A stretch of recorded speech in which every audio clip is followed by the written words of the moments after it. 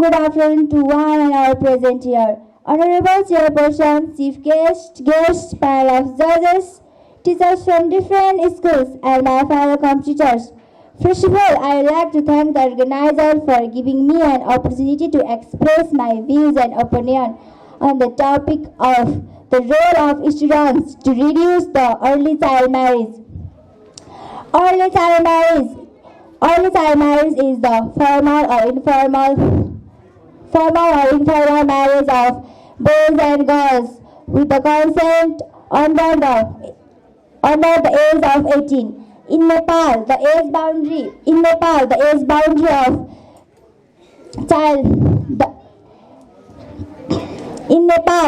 boundary of marriage is 20 years. Child marriage is prevalent practice in many parts of the world. It is a darker reality of educated world. 37% of girls in Nepal married. 37% of girls married in Nepal by the age of 18, and 10% of boys and girls married under the age of 15.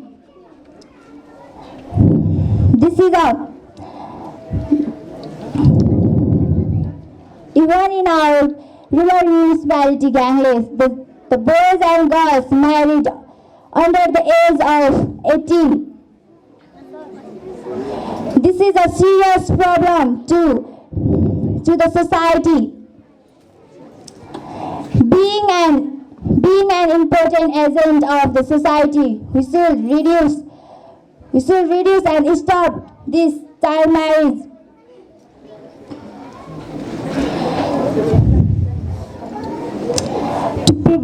The factors of child marriage are child labor, social pressures.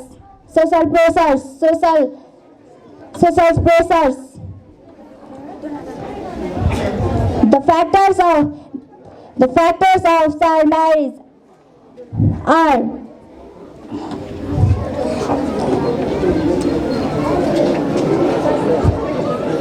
in our society, gender discrimination enforces the girls to marry early. Being an important agent of the society, we should prevent our boys and girls, brothers and sisters, to not do child marriage. Child marriage hampers our life.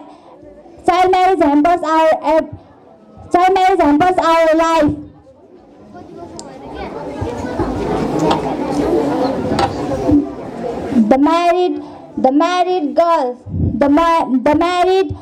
or boys oftenly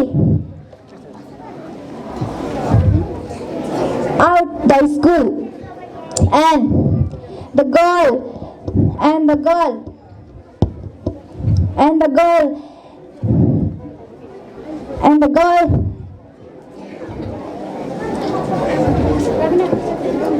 girls have early babies with his poor health.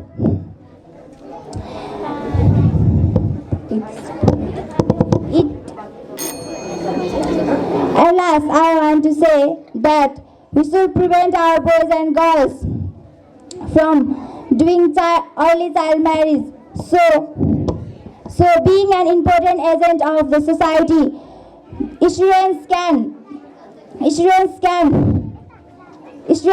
convince their family locality easily.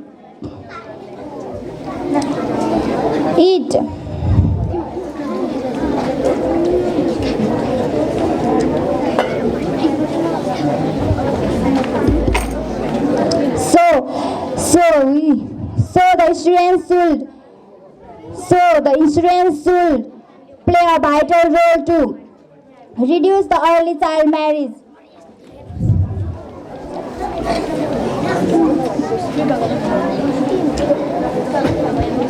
By saying this much, I want to stop my speech here. Thank you. Have a nice day. Thank you, sir, for providing me this golden opportunity. Respected chief guest, respected chairperson, chief guest, judges, honorable principal, respected teachers, and present all my dear friends, as and my brother and sisters. Today, this warm morning, I am representing from grade 9 is going to deliver a short and sweet speech in front of you all. Today, the topic of my speech is corruption and its negative impact in the society. Corruption hurts everyone. Corruption erodes the trust we have in the public sectors to act our best interest. It wastes our tax rate in the rates which was earmarked for the important project. Meanings, we have to put up the poor quality. We have to put up our poor quality or the infrastructure, or we miss altogether. The impact of the corruption goes beyond the corrupt or the individual innocent colleagues who are implicated, or the reputation of the organization. Reputation of the organization they work for. Organization impact of the corruptions are financial loss, damage of employees' morale, damage of organizations, brain drain, unemployment, greed of money, lack of education, instability, inequality, etc. The main cause for the corruption goes according to the study. The shape and size of the structure, the democracy and the political systems, pressure of freedom and justice, economical openness, freedoms in the economy, the quality of institutions, salaries of civil service, family pressures, and cultural determination. People disregarding official involves when the corruption is happening by talking negatively about them. People go for voting during the election with the desire of the living standards by the election winners and respect for the leaders. There are some solutions to reduce the corruptions, such as people should start to case of corruption without any delay, or the government, non-government, public, private, educations, uniforms all together and stands against the corruption.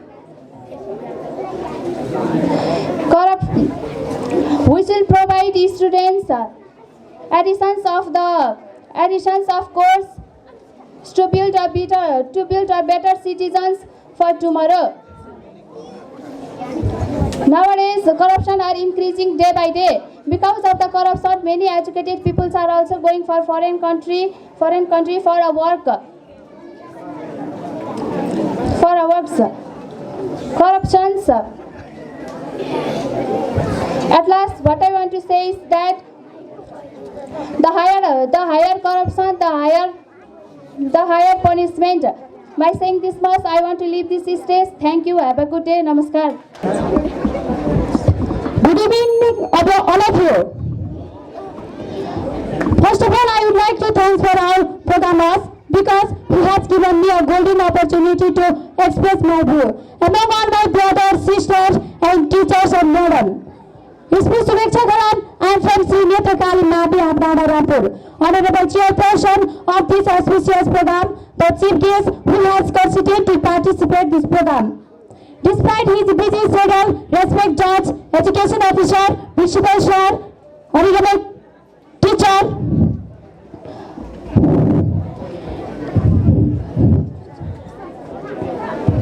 now I am going to speak on the topics of importance of education in student life. Education is preparation for life. It is the light of life. It is a continuous and lifelong process. It is the most precious and permanent property of an individual. It invites positive and constructive change in life. It makes our life really prosperous and meaningful. Everyone wants to be well educated. We can see many students are going to school, college and universities. Education is the most powerful weapon which you can use to change the world. Education plays a vital role in the development of the human civilization. It is the prime key to personality development. It enables everyone should be self-demanded. It makes people civilized, good-mannered, aware, skilled and responsible. Educated people can discriminate on good and bad behavior. They do not blindly accept and reject anything. They are not normally conservative and blindly traditional. In fact, education makes people have a prosperous life. Education is considered to be foundation of development. It provides the nation with technical and administrative manpower. Unless a country has required educated manpower, it is not conditioned appropriately. Technical manpower such as doctor, engineer, pilot, mechanical, etc.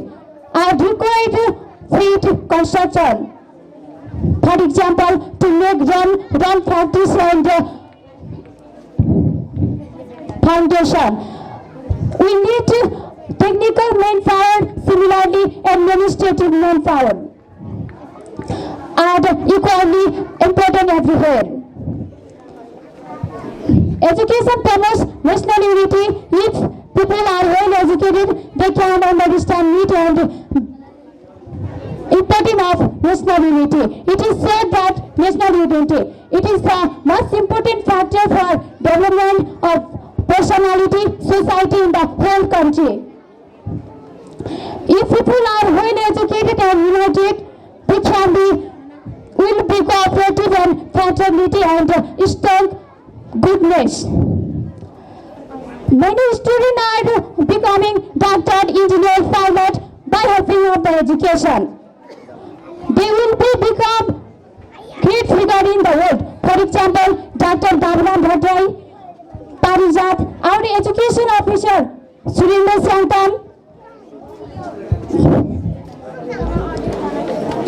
Vijay Kumar Singh, he has come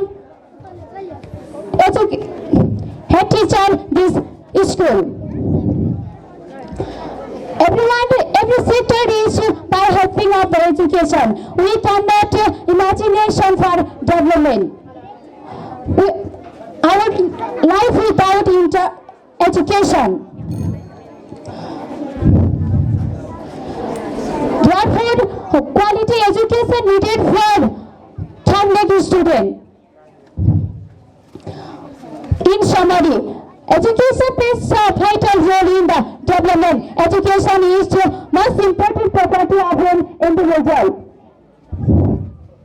It enables everyone should be. Education is one of the basic needs for us. That's why everybody is accept that it is the most important property of an individual.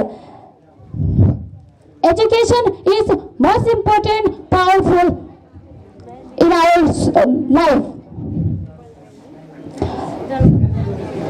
It is said that education brightens and human civilization. If Thane government should bring quality education for all students, I want to, they will be great fashion. I'd like to start my speech. Thank you all of you.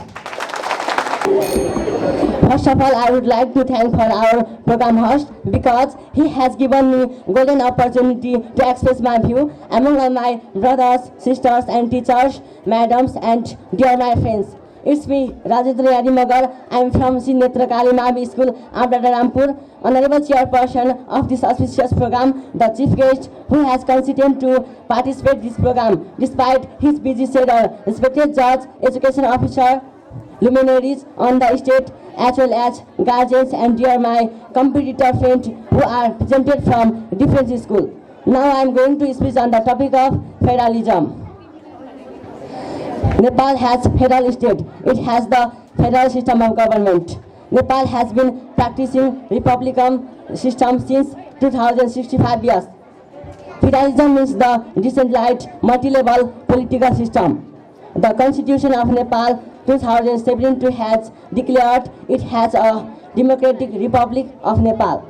Nepal has 7 provinces. It has diverse landscape ranging from Tarai Plains in the mountains, Himalaya in the north.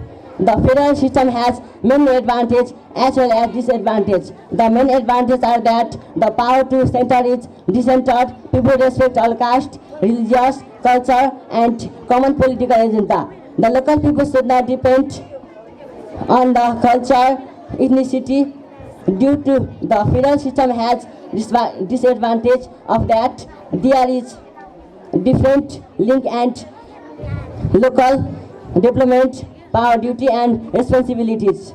Due to this there may be conflict provinces, people division area group, religious or culture. The federal system, the power to maintain diplomatic territorial integrity, make national monetary policy and make national project. The federal system has the power to maintain federal law, maintain law and other public respective. In addition, local level such as municipalities, rural municipalities and metropolitan cities. The federalism in Nepal does not have instance. Federalism in Nepal has 77 districts and 14 zones. Federal system has at last.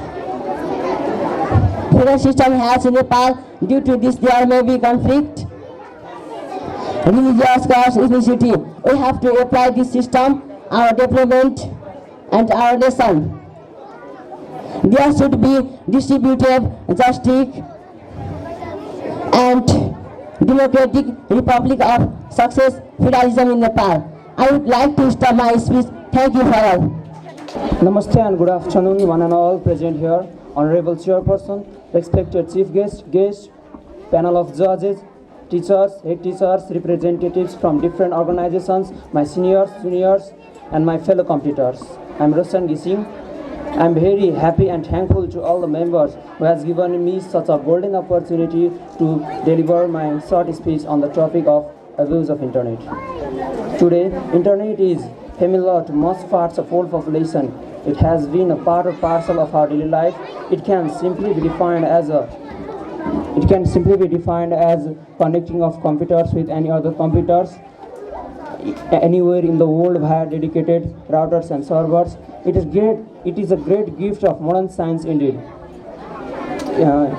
Internet can be used in every field of our life to solve problems ranging from very simple to complex. Through this device, in one click, we are connected with the entire world and instantly get information of all sorts that we need or want. Students can boost up their studies, teachers can make their teaching more effective, doctors, lawyers, government officers, and even farmers and so on can use it to accomplish their mission. It has been a means of connecting people through various networking sites such as Facebook, Messenger, etc. Not only this, it can be used in banking sites too. For example, banking to solve problems. However, owing to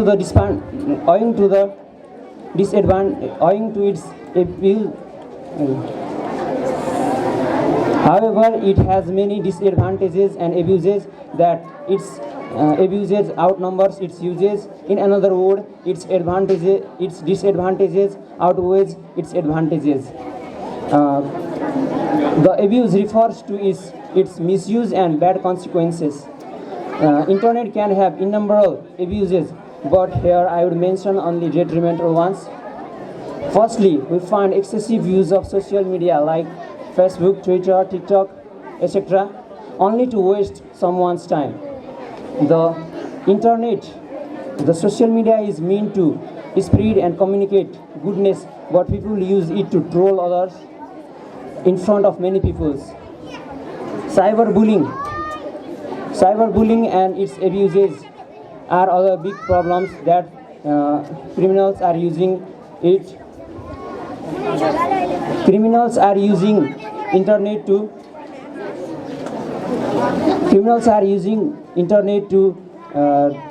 there are different types of abuses like hacking accounts to get access to personal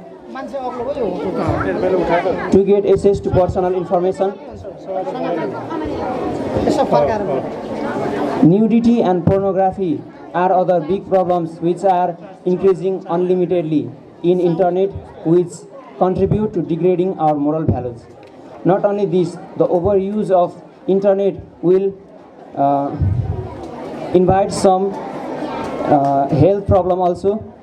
Its effects in our eyes and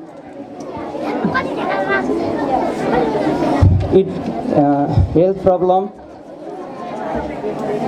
Similarly, of our youngsters, particularly terrorists, are using it to their abuses, like to put a not sell in worldwide. No one can escape abuse of internet. At last, I would like to say that the device of internet will prove a boon to us or curse, depending our age on which user misuse it.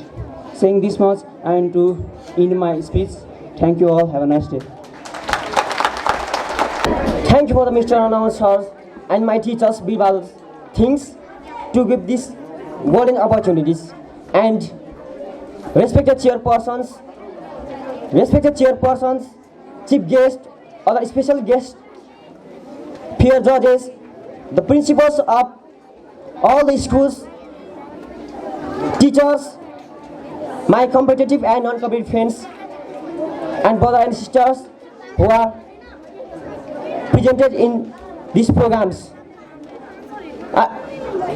From me, Om Prakash Srinivas, and our schools, Sri Secondary Schools, Mavi Schools, Mari Hightars, SS, one good afternoon.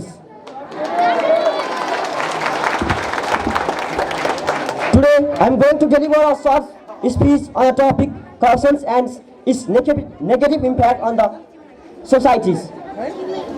Now, without any delay, I want to enter into the topics. First of all, taking any other advantage, misusing the government resource, power and authority to achieve the personal gains is called corruption. It is the most burning issues of the Nepalese societies. Corruption can involve in anyone's. It can be happens in any place, schools, courts, government office, and so many other sectors of Nepal. It includes the givings and acceptings, the bribes, appropriate gifts, double dealings, and takings the money under the tables after doing the works.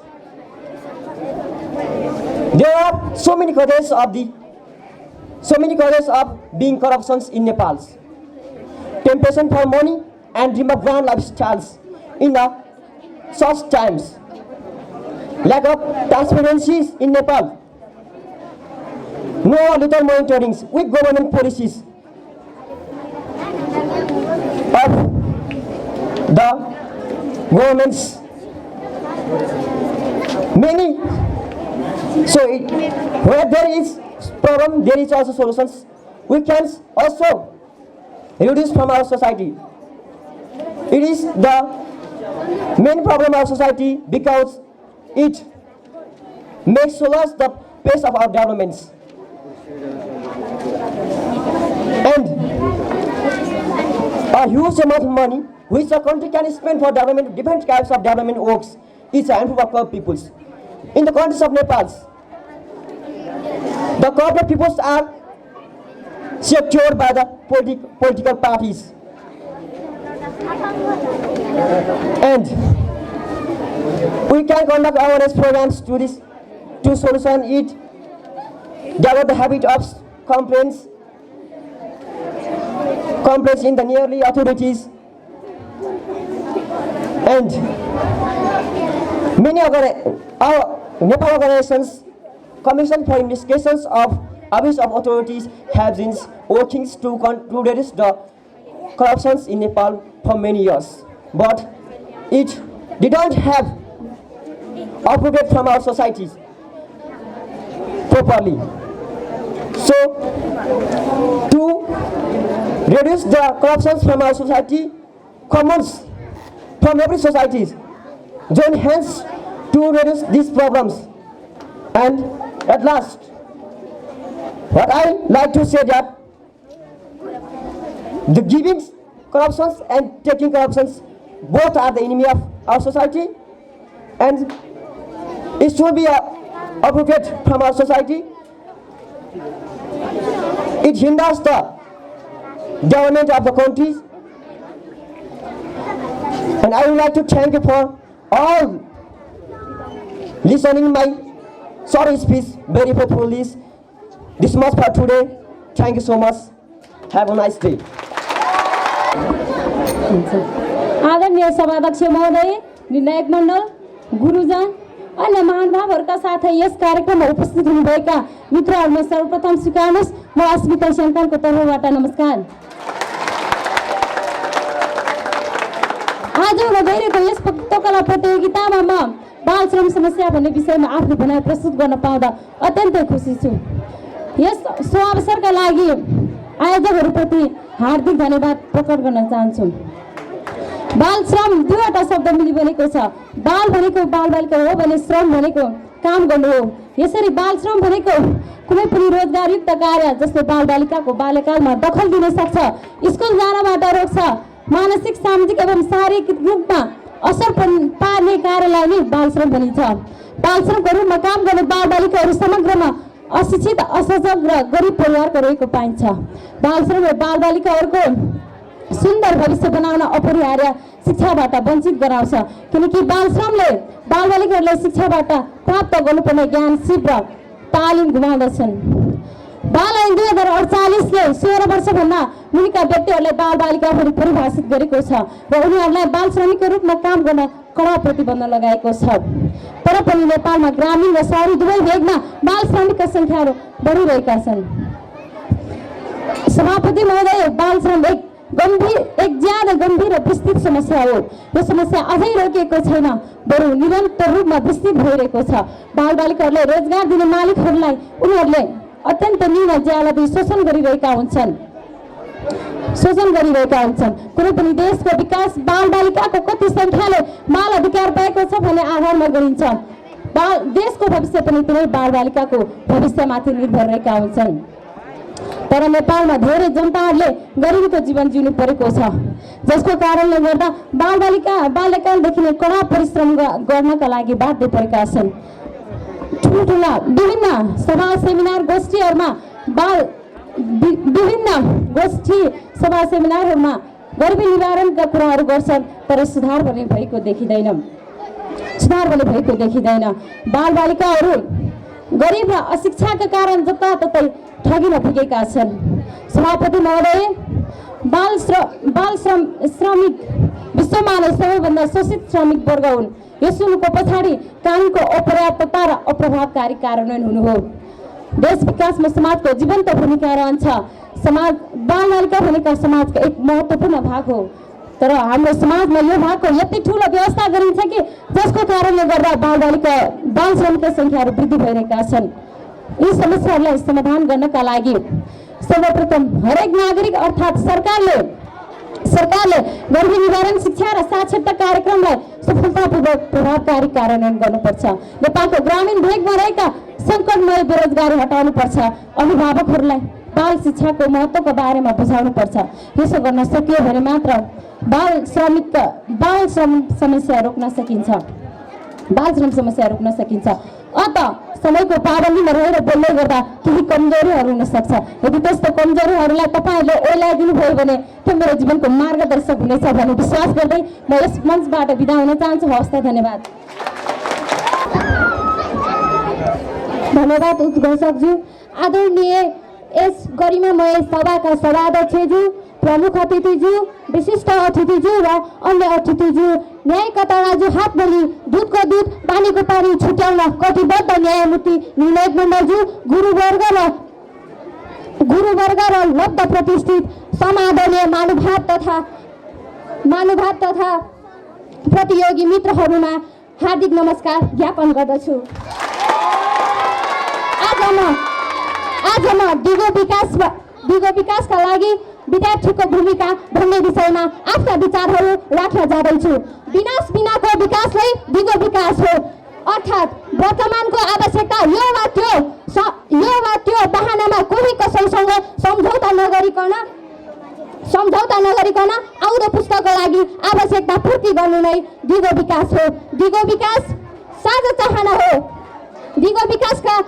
दिगो विकासका अभियानका लागि संयुक्त राष्ट्र सङ्घ सन् 2000मा सहस्राब्दी विकास घोषणा गरे। यसैको जगमा सन् 2015 सेप्टेम्बर दिगो विकास एजेन्डा 2030 पारित गरिएको छ। यस एजेन्डाले विकासलाई मानव अधिकारसँग जोड्ने प्रयास गर्छ र यसले 5 वटा पी पर्ने गरी क्षेत्रहरू निर्धारण गरिएको छ।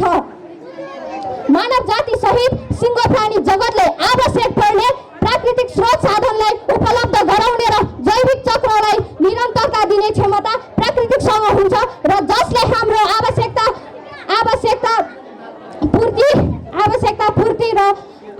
पूर्ति र उपभोगलाई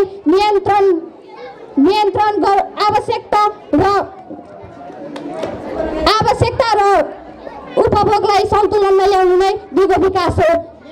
विद्यार्थी भोलिका कर्णधार सुशिक्षित, सर्वज्ञानी र सचेत नागरिक भएकाले यिनीहरूको भूमिका अपरिहार्य रहेको पाइन्छ।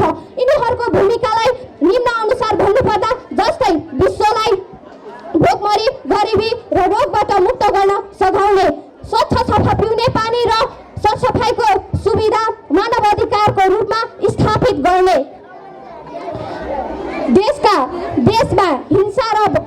देशलाई हिंसा र अनेकौं भयबाट मुक्त गरी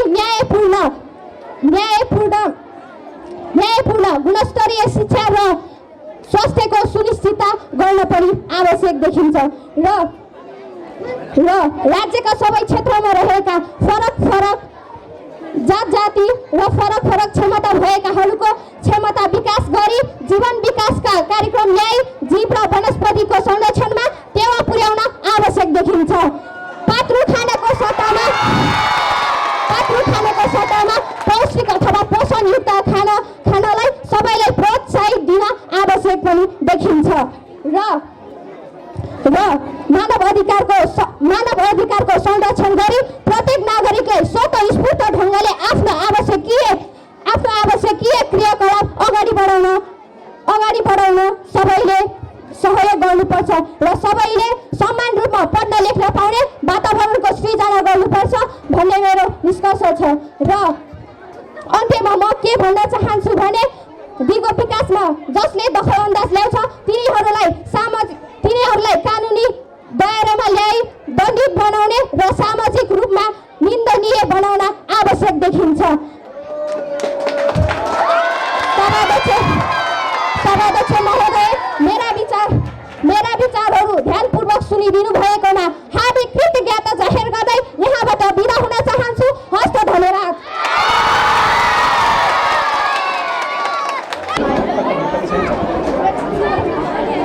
धन्यवाद उद्घोषकज्यूलाई। आदरणीय यस सभाका सभापति महोदयज्यू, प्रमुख अतिथि, विशिष्ट अतिथिगण, वक्ताका प्रत्येक शब्द र शैलीलाई निष्पक्ष रूपमा निर्णय गर्न बस्नुभएका निर्णायक मण्डलज्यू, आदरणीय गुरुजन, निधारमा रातो टीका, ओठमा मन्द मुस्कान र हातमा विजयका पुरस्कारहरू लिएर फर्कने अभिलाषाले मसँग प्रतिस्पर्धा गर्न आउनुभएका प्रतिस्पर्धी मित्र तथा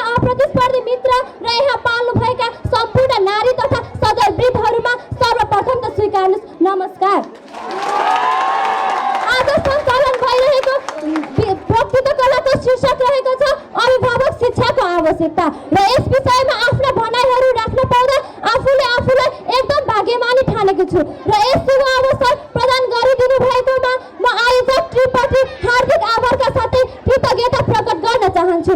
सर्वप्रथम त म अभिभावक को हुन् त्यसका बारेमा प्रकाश पार्न उचित ठान्दछु। सभापति महोदय, अभिभावक भनेको बालबालिकाहरूको जिम्मेवारी वहन गर्ने वा उनीहरूको नेतृत्व गर्ने मानिसको रूपमा लिन सकिन्छ भने शिक्षा भनेको मानव जीवनमा एक अति आवश्यक ज्ञान हो। शिक्षित व्यक्तिले मात्र हरेक कुरा जानेका र बुझेका हुन्छन्। त्यसैले अभिभावक शिक्षा पनि एक अति आवश्यक रहेको पाइन्छ। शिक्षा प्राप्त नगरेका अभिभावकहरूले दिन रात घर परिवारमा कहीँ सिर्जना गरी तनाव दिने कार्य गर्छन्, जसकारण परिवारका कुनै पनि सदस्यले कुनै पनि काममा सफलता प्राप्त गर्न असम्भव छ। अभिभावक शिक्षा भनेको अभिभावकका निमित्त दिइने शिक्षा नै अभिभावक शिक्षा हो। सभापति महोदय, अभिभावकहरू अशिक्षित भएका कारणले गर्दा आजको 21औं शताब्दीमा आइपुग्दा पनि हाम्रो समाजमा रहेका अन्धविश्वास, भेदभावपूर्ण व्यवहार जस्ता समस्याहरू अहिलेसम्म हट्न सकेका छैन। हाम्रो समाजमा अझै पनि छोराछोरी बीच भेदभाव गर्ने प्रचलन रहेको छ। छोरी त 2 दिनका पाहुना हुन्, हुर्किएपछि पराइको घर जाने त हुने भनेर अशिक्षित अभिभावकहरूले छोरी मान्छेहरूलाई शिक्षाबाट वञ्चित गरिरहेका छन्। फुलको गन्ध डाँडावारी, छोरीको गन्ध डाँडावारी भन्ने उक्तिमा पनि छोरी मान्छेहरूलाई घरैसी काममा मात्रै लगाइरहेका छन्। अशिक्षित अभिभावकहरूकै कारणले गर्दा आज हाम्रो समाज पछाडि परिरहेका छन्। शिक्षा प्राप्त गरेका अभिभावकहरूले आफ्ना बालबालिकाहरूलाई सामाजिक, सांस्कृतिक, भौतिक तथा नैतिक ज्ञान सिकाएर यस समाजमा रहन सहन गर्न सिकाउँछन्। बालबालिकाहरूले विद्यालयमा गएर औपचारिक रूपमा मात्र ज्ञान हासिल गरेर हुँदैन। बालबालिकाहरूले त आफ्नै घर परिवारमा बसेर अनौपचारिक रूपमा पनि शिक्षा हासिल गर्नुपर्दछ। बालबालिकाहरू भनेको यस देशका होनहार नागरिक हुन्। त्यसैले त्यस्ता नागरिकहरूलाई चिनेर अभिभावकहरूले पनि त्यस नागरिकहरूलाई छोराछोरीमा भेदभाव गर्नु हुँदैन। आज हाम्रो समाजमा अन्धविश्वास भएकै कारण रसोजला हुनु अगाडि छोरी मान्छेहरूको विवाह गर्दाखेरि पुण्य कमाइछ भन्ने उक्तिका साथ छोरी मान्छेहरूलाई रसोजला हुनु अगाडि विवाह गरिरहेका छन्। भनिन्छ हतारमा निर्णय गरेर फुर्सदमा पछुताउनु पर्छ। त्यसै गरी हाम्रो समाजमा रहेको अशिक्षित अभिभावकहरूले हतारमा निर्णय गरेर छोरी मान्छेहरूको विवाह गरिदिन्छन् र भविष्यमा आफ्नो सहारा नपाउँदाखेरि पछुताएर बस्नु पर्दछन्। अभिभावकहरू अशिक्षित भएका कारणले गर्दा आज बालबालिकाहरू बिरामी परेको अवस्थामा हस्पिटल र स्वास्थ्य चौकीमा लानुपर्ने अवस्थामा अन्धविश्वासका परि थामी झाँक्री कहाँ लाँदाखेरि कतिपय बालबालिकाहरूको मृत्यु समेत भइरहेका छन्। अभिभावक अशिक्षित भएकै कारणले गर्दा आज हाम्रो समाजमा रहेका खराब सोचहरू हट्न सकेका छैनन्। अभिभावकहरू भनेको त्यस्तो हो कि आफ्ना बालबालिकाहरूलाई भविष्यमा के बनाउने भन्ने कुरामा ध्यान राख्नुपर्दछ। सभापति महोदय, अन्त्यमा म के भन्न चाहन्छु भने शिक्षाले चेतना दिन्छ त चेतनाले अग्रगामी प्रेरणा। त्यसैले अभिभावकहरूलाई शिक्षित बनाउनु पर्दछ। नेपाल सरकारले पनि प्रौढ शिक्षा, खुल्ला शिक्षा, दूर शिक्षा जस्ता कार्यक्रमहरूको सञ्चालन गरी हाम्रो देशमा रहेको अशिक्षित अभिभावकहरूको लागि शिक्षित बनाउनु पर्दछ र बालबालिकाहरूलाई पनि शिक्षित हुन दिनुपर्छ भन्ने मेरा भनाइ यही टुङ्गाउन अनुमति चाहन्छु। हस्त, धन्यवाद। आज मिति 2078 साल फाल्गुन 27 गते शुक्रबारको दिन घ्याङले गाउँपालिका स्तरीय वक्तृत्व कला प्रतियोगिताको कार्यक्रमको सभापतित्व गरिरहनु भएको सभाध्यक्षज्यू, प्रमुख अतिथिज्यू, विशिष्ट अतिथिज्यू, अन्य अतिथिज्यूहरू,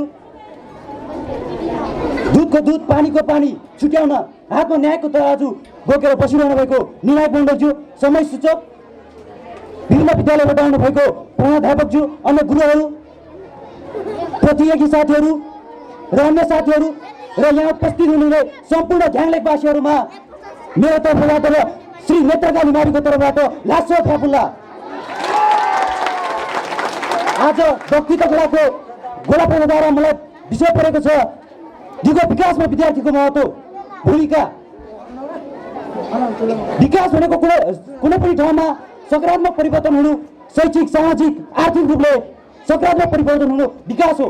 दिगो विकास भनेको टिकाउ विकास हो। भविष्यको सन्ततिको लागि समेत जोगाइराखेको जोगाइराखी गरिएको विकास दिगो विकास हो। अर्थात् भविष्यको पिँढीको आवश्यकतालाई सम्झौता नगरी वर्तमान पिँढीको आवश्यकता परिपूर्ति गर्नु दिगो विकास हो। दिगो विकासको अवधारणा सन् 1987बाट सुरुवात भएको हो। दिगो विकासमा विद्यार्थीको महत्त्वपूर्ण भूमिका रहन्छ। दिगो विकास जस्तो काम जोसुकैबाट सम्भव हुँदैन, त्यो मात्र केवल युवा विद्यार्थीबाट सम्भव हुन्छ। युवा विद्यार्थीहरूमा क्षमता हुन्छ, सक्षम हुन्छ, उनीहरू जोस जागा हुन्छ, उनीहरूमा दिगो विकास गर्न सक्ने क्षमता हुन्छ। त्यसैले दिगो विकासमा युवा विद्यार्थीहरूको धेरै महत्त्वपूर्ण रहेको छ भनेर भन्न सकिन्छ।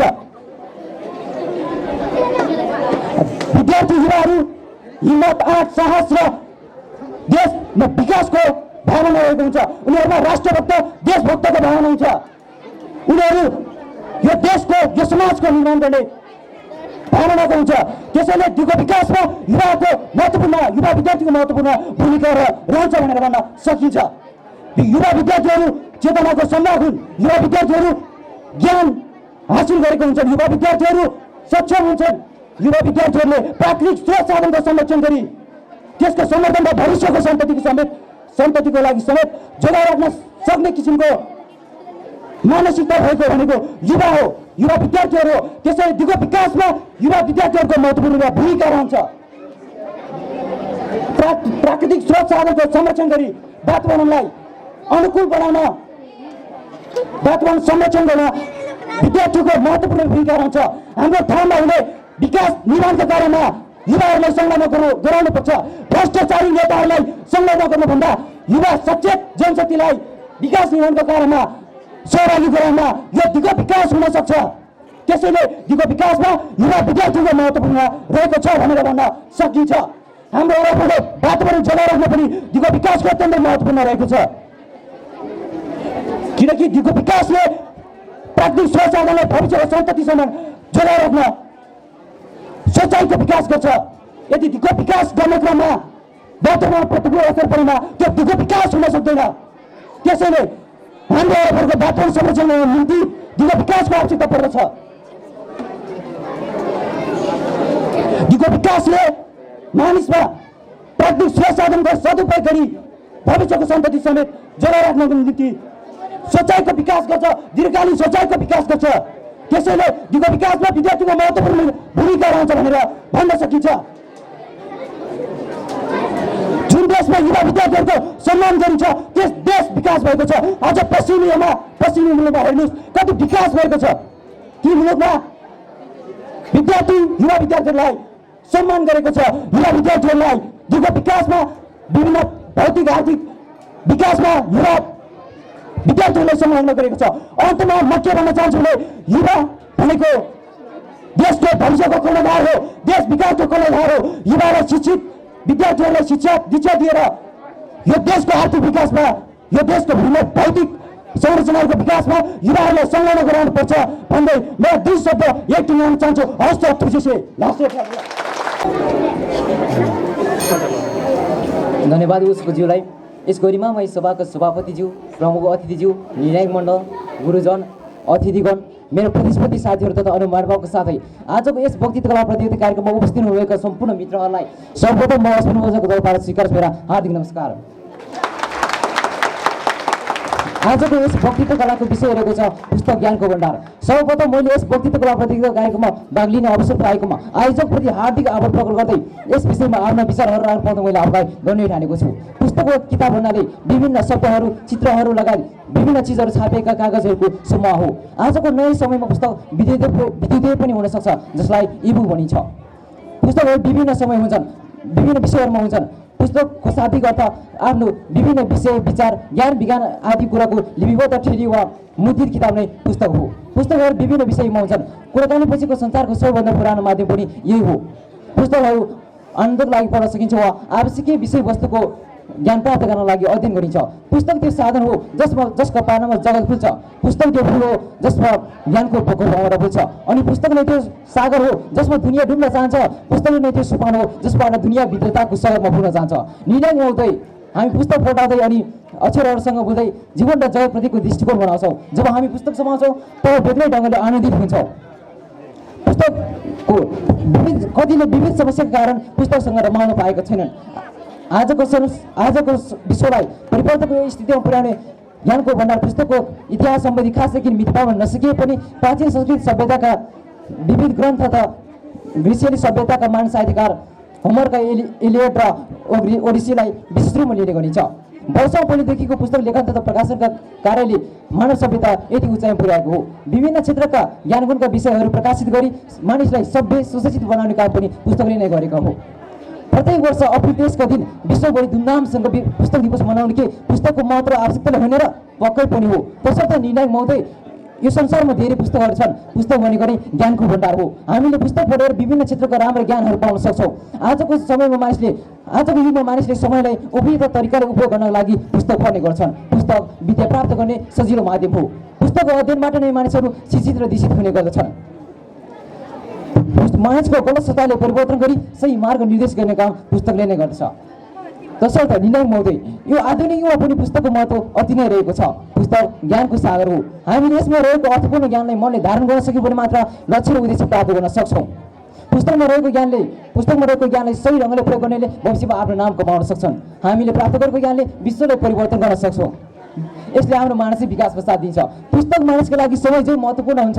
पुस्तकको महत्त्व पढाइको हरेक क्षेत्रमा छ। यदि हामी वैज्ञानिक बन्न चाहन्छौँ भने थरीका विज्ञान किताब पढी लक्ष्यलाई काबुमा ल्याउन सक्छौँ। पुस्तकको महत्त्व बुझ्ने मानिसले अहिले अगाडि बढेको उदाहरणहरू पाइन्छन्। यदि सबै नागरिकले पुस्तकको महत्त्व बुझ्ने हो भने पुस्तक पढ्न थाल्छन् र केही ज्ञान प्राप्त गर्छन्। त्यही प्राप्त ज्ञानले नै मनमा मानसिक जागरण आउँछ र परिश्रमको साथ अगाडि बढ्छन्। निर्णायक महोदय, पुस्तकको ज्ञानले आज धेरै मानिसहरू प्रसिद्ध बनेका छन्। विश्वका महान वैज्ञानिक अल्बर्ट आइन्स्टाइन, म्याडम क्युरी विज्ञान र गणित किताब पढेर नै वैज्ञानिक भए। नेपाली साहित्यका महाकवि लक्ष्मीप्रसाद देवकोटा नेपाली साहित्यको किताबहरू पढेर नै साहित्य क्षेत्रमा लागे। यहाँ भूगोलविद, राजनीतिज्ञ, समाजसेवी, धर्मशास्त्री, प्राविधिक, शिक्षक, कृषक आदि सबै पुस्तक पढेर नै असल व्यक्ति बनेका हुन्। यो संसारमा जति पनि असल र महान व्यक्तिहरू रहेका छन् उनीहरू कुनै न कुनै किताबबाट प्रेरित भएर आफूलाई परिवर्तन गरेका हुन्। पुस्तकको अध्ययनबाट नै मानिसहरू डाक्टर, इन्जिनियर, पाइलट बनेका छन्। पुस्तकको अध्ययनबाट नै मानिसहरू अझ ठुला ओहदामा विराजमान हुन पुगेका छन्। तसर्थ निर्णायक महोदय, पुस्तक नपढी राष्ट्रले चाहिने दक्ष जनशक्ति उत्पादन हुन सक्दैन। पुस्तकको अध्ययनबाट नै मानिसहरू शिक्षित र दिशित हुन्छन्।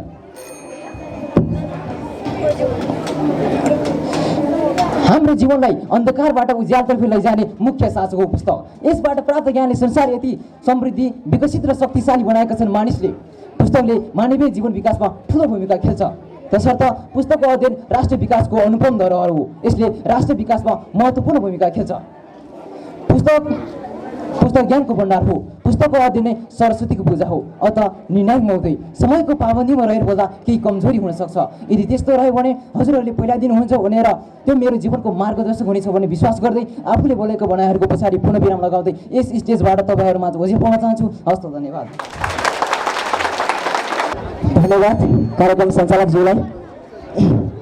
यहाँ उपस्थित रहनुभएका सभाध्यक्ष महोदय, प्रमुख अतिथि, विशिष्ट अतिथि, सम्पूर्ण विद्यालयबाट आउनुभएका वर्ग शिक्षकजीहरू र मसँग आउनु निर्णायक मण्डल र मसँग प्रतियोगी मित्रहरूमा स्वीकार्नुहोस् नमस्कार। आज हुन गइरहेको वक्तृत्व कलाको विषय रहेको छ नारी शिक्षाको आवश्यकता। यस विषयमा रहेर बोल्न पाउँदा आफूलाई अत्यन्तै भाग्यशाली ठानेको छु। यस सुअवसर प्रदान गर्नुभएकोमा म आयोजक टिमप्रति हार्दिक आभारका साथै कृतज्ञता व्यक्त गर्न चाहन्छु। सर्वप्रथम त नारीको भन्ने बारेमा प्रकाश पार्न उचित ठान्दछु। सभाध्यक्ष महोदय, नारी भनेको जीवनका सृष्टिकर्ता वा जननी हुन्। नारीले प्रत्येक मानिसलाई जन्म दिनु मात्र होइन, उसले घर, गाउँ, समुदाय, समाजलाई सही मार्गमा हिँडाउने काम पनि गरिरहेका हुन्छन्। प्रत्येक मानिसलाई प्रारम्भिक शिक्षा दिने नारी पारिवारिक पाठशालाकी गुरु आमा हुन्। यति हुँदाहुँदै पनि नारीको महत्त्वलाई अझ पनि हामीले बुझिरहन सकिरहेका छैनौँ। नारीलाई हामीले हाम्रो समाजमा दोस्रो दर्जाका मानिसको रूपमा हेरिरहेका छौँ, अर्थात् पुरुषको चाकरी गर्ने नोकरीका रूपमा हेरिरहेका छौँ। नारीको कर्मले हारेको ठानेर उनीहरूलाई हामीले मनोरञ्जनमा प्राप्त गर्ने साधनहरू बनाइरहेको छ। तर नारीले यो समाजमा आधाभन्दा बढी इसारे गरिरहेका छन्। यी नारीहरू शिक्षित नहुँदाखेरि हाम्रो भविष्य अन्धकारमा उमालिरहने तथ्य स्पष्ट रहेको छ। चेतनाको प्रमुख स्रोत भनेको शिक्षा नै हो। त्यसैले नारीहरू शिक्षित र चेतनशील नहुँदाखेरि उनीहरूका भविष्यका सन्ततिहरूले सही शिष्टता सिकेर सही मार्ग भेटाउन सक्दैन भन्ने मलाई लागेको छ। आजका बालबालिका भनेको भोलिका यस देशका होनहार नागरिक हुन्। त्यो यस्ता नागरिकहरूलाई शिक्षित बनाउनको लागि नारी शिक्षाको आवश्यकता रहेको छ।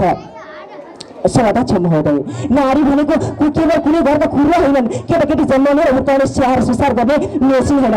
नारीको मस्तिष्क पुरुषको भन्दा कुनै पनि हालतमा कमजोर छैन, तर मातृत्वको दृष्टिकोणले हेर्ने हो भने नारीको मस्तिष्क पुरुषको भन्दा धेरै माथि रहेको छ।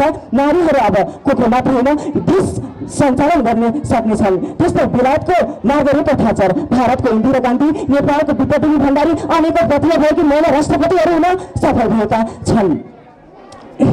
त्यस्तै गरी गएर वैज्ञानिक म्याडम क्युरी, लता मङ्गेशकर र चर्चित साहित्यकारहरू Helen Keller, Agatha Christie, Jhamak Ghimire र स्वास्थ्य सेवामा बत्ती लिएकी केटी लेडीयुक्त ल्याम्बुको नामले चिनिने फ्लोरेन्स नाइटिङ्गेल र न्याय सेवाकी सुशीला कार्कीको प्रतिभाहरू हेरेर नै हामीले बुझ्नु पर्दछ नारीहरू आफैले सक्षम र उन्नतिका खातिर यो संसारलाई नेतृत्व गर्ने सामर्थ्यहरू रहेको छ। नारीहरूलाई यो अवसर आज समाजमा छैन, किनकि यो समाज अन्धविश्वासमा रहेको छ। नारीहरू डाक्टर बन्न सक्छन्, नारीहरू पाइलट बन्न सक्छन्, इन्जिनियर बन्न सक्छन्। यो यस्तो अवसर नदिएको कारणले गर्दाखेरि आज पछि परिरहेको छ। छोरी त 2 दिन त पाउन त हामीले उर्की बसी अर्काको घर गइहाल्छ भनेर यस्ता संकुचित सोच राख्ने यो समाजमा नारी शिक्षा अभावको कारणले गर्दाखेरि यस्तो भएको हो। छोरा पाए हुरुक, छोरी पाए धुरुक भन्ने यो समाजमा अझै पनि चलन चल्तीमा रहेको छ। यो नारी शिक्षा अभावको कारणले गर्दाखेरि हो। आखिर नारीमा के दोषी छ र? नारीमा के दोषी छ र? नारीहरू पनि यस समाजका सचेत जनशक्ति त हुन् नि। त्यस्ता नारीहरूलाई आज सो अवसरहरू प्रदान गरिरहेको छैन। नारी भनेको यो समाजका सचेत जनशक्तिहरू हुन्। नारी र पुरुष भनेको एक रथका 2 पाङ्ग्रा जस्तै हुन्। यस समाज र यो देशलाई विकास गर्नका लागि नारी र पुरुषको हातमा हात, साथमा साथ र काँधमा काँध जोडेर अगाडि बढ्न सके अवश्य पनि यो देशले निश्चय कोल्टो फेर्न सक्छ भन्ने मेरो मनमा लागेको छ।